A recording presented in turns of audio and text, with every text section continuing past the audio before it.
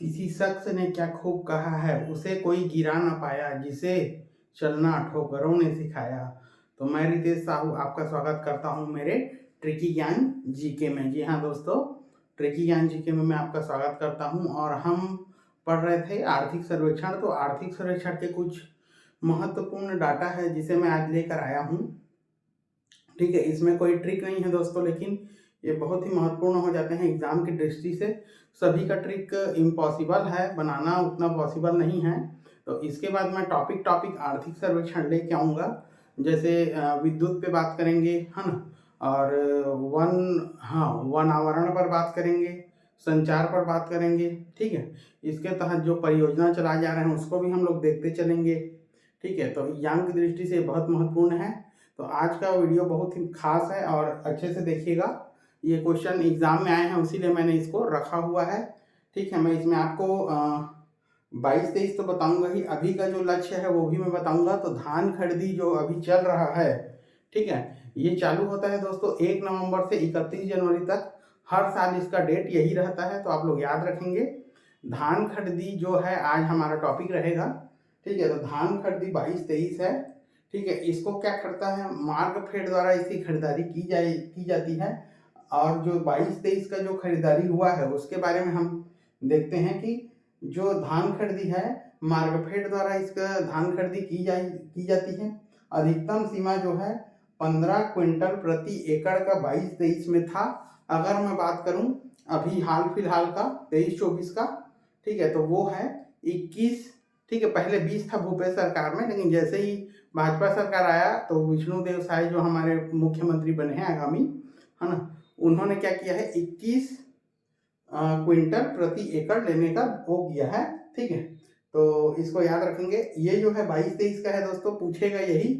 तो 15 क्विंटल प्रति एकड़, और अभी जो करंट में है उसको भी याद करते चलेंगे, 21 क्विंटल प्रति एकड़। ठीक है, तो अधिकतम सीमा 15 क्विंटल प्रति एकड़ था। लक्ष्य था दोस्तों उस टाइम 1010 लाख मीट्रिक टन धान खरीदी का लक्ष्य 2022-23 में रखा गया था। और खरीफ विपणन वर्ष 2023-24 का धान खरीदी का जो लक्ष्य है दोस्तों वो 125 मीट्रिक टन है। ध्यान रखेंगे 125 मीट्रिक टन। अभी जो धान खरीदी चल रहा है दोस्तों, ठीक है, उसमें 125 metric ton lakh metric ton में है। ठीक है, अब देखते हैं खरीफ विपणन वर्ष 2021-22 में 21.77 लाख किसान, ठीक है, इतने किसानों से 97.99 लाख मीट्रिक टन की खरीदी 21-22 में की गई थी। ठीक है, मैंने अभी बात किया 21-22 की। अब हम बात करते हैं 22-23 की, जो हमारे लिए बहुत ही महत्वपूर्ण हो जाते हैं। आपको इसको भी याद रखना है, अगर अचानक पूछ दे पिछला का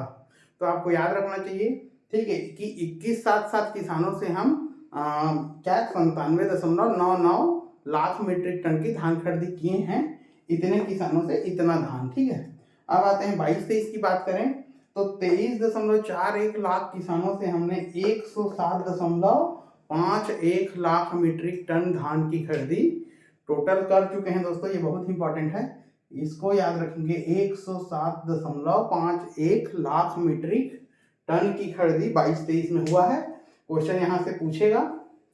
अब आते हैं 22-23 में छत्तीसगढ़ में अगर धान का रकबा पूछ दे दोस्तों तो 43 याद रखेंगे, 43-48 लाख हेक्टेयर। ठीक है, 43-48 लाख हेक्टेयर याद रखेंगे डाटा दोस्तों, 43-48। ठीक है, 43.48, तो 43-48 याद रखेंगे। अब आते हैं न्यूनतम समर्थन मूल्य 22-23 की हम बात करते हैं तो धान ग्रेड ए का जो है वो है 2060 और सामान्य धान का है 2040। अगर इसी पर मैं 21-22 की बात करूं दोस्तों तो 2060 के बजाय आप लगाना 1960 और सामान्य धान में लगाना 1940। जी हाँ दोस्तों, 21-22 की मैं बात करूं तो लगाना 1960 और 1940, और 22-23 की बात करूं तो 2060 और 2040 याद रखेंगे दोस्तों, 2060 और 2040। ठीक है, अब देखते हैं हम खनिज आय जो है राशि करोड़ रुपए में है। तो ये भी बहुत ही इंपॉर्टेंट हो जाता है, पूछता है ये क्वेश्चन कि खनिज राजस्व का हिस्सा कुल राजस्व का कितना परसेंट है। तो दोस्तों 27% है। खनिज राजस्व का हिस्सा कुल राजस्व का 27% है, ये याद रखेंगे आप लोग। कुल राजस्व आय में मुख्य खनिज का हिस्सा अगर पूछे तो 97, और गौण खनिज का पूछे, ठीक है, ये मुख्य खनिज का, ये गौण खनिज का 3% है दोस्तों। अब देख लेते हैं थोड़ा सा सनसनी तौर पे, 21-22 के हैं ये, ठीक है। मध है हमारे मुख्य खनिज का 73, 20.25 याद रखेंगे। गौण का याद रखेंगे 252.85, कुल याद रखेंगे 5,305, ठीक है। तो इसको मैंने एक बार देख सनसनी तौर पर देख लेना, अगर आ गया क्वेश्चन तो छूटना नहीं चाहिए कि 73-20 मुख्य खनिज का और गौण का 252, कुल मिला के 12,305.38 करोड़ रुपए, ठीक है। करोड़ रुपए में है, मैंने ऊपर लिख दिया है। आप देखते हैं राज्य के कुल जल क्षेत्र का 98.09% क्षेत्र मछली पालन के अंतर्गत विकसित किया जाता है। जी हाँ दोस्तों, मछली पालन के अंतर्गत विकसित किया जाता है, ठीक है। इसके अलावा जो है बैंक जमा खाता, ठीक है। बैंक अगर पूछे टोटल बैंक कितने हैं तो टोटल बैंक दोस्तों 47 बैंक हैं, ठीक है। टोटल बैंक अगर पूछे जमा वाला में बैंक अगर पूछे छत्तीसगढ़ में तो टोटल 47 बैंक हैं दोस्तों। इसको अच्छे से याद रखेंगे, ठीक है। तो ये छोटा सा था, इसके बाद मैं टॉपिक वाइज चलना चालू करूंगा दोस्तों। ये आज का छोटा वीडियो था, ठीक है। तो छोटा वीडियो है करके इग्नोर ना करें, ये जो आंकड़े हैं वो बहुत बड़े आंकड़े हैं, ठीक है। तो इस आंकड़े को हमेशा ध्यान में रखें, ठीक है। और अभी जो हाल फिलहाल में जो करंट अफेयर है उसको भी अच्छे से याद रखिएगा कि 125 मीट्रिक टन, ठीक है, की खरीदी का लक्ष्य रखा गया है दोस्तों, ठीक है। खरीफ विपणन मात्रा कौन सा है हमारा 23-24 रहेगा वो, और ये है 22-23, ठीक है। और 21-22 का भी आप लोग याद रखेंगे, 21.77 और 97 अगर पूछ दिया तो, ठीक है। और ये है 2022-23 का जो 21-22 का है 110 लाख मीट्रिक टन की धान खरीदी 2022-23 में, ठीक है, की गई थी, ठीक है। तो ये क्वेश्चन पूछ लेता है कि कितने लाख का मीट्रिक टन का जो लक्ष्य रखा गया था वो 22-23 में 110 लाख मीट्रिक टन का लक्ष्य रखा गया था, और खरीदा कितना गया था दोस्तों 107.51 मीट्रिक टन की खरीदी की गई थी 22-23 में।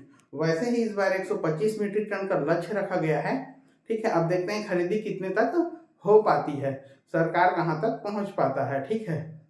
तो इस आंकड़े को याद रखेंगे। आज के लिए इतना ही है, इसके बाद मैं टॉपिक वाइज चलूंगा दोस्तों। टॉपिक वाइज में हम देखते हैं, पहले वन आवरण देख लेंगे। छत्तीसगढ़ में ISFR 2021 में जो मुख्य बातें रहेंगे, जैसे सघन वन सबसे कम कहाँ है, सबसे ज्यादा कहाँ है, ठीक है। और वन आवरण का क्षेत्र और प्रतिशत में देख लेंगे, ठीक है। इसके बाद जो सागौन वन संरक्षित और असंरक्षित वन है, ठीक है, ये देख लेंगे, और प्रतिशत में भी इसको देखेंगे। तो चालू करेंगे अगले टॉपिक में हम वन, ठीक है, वन आवरण देखेंगे। तो आज के लिए इतना ही है, इसको याद रखेगा। जय जोहार, जय छत्तीसगढ़।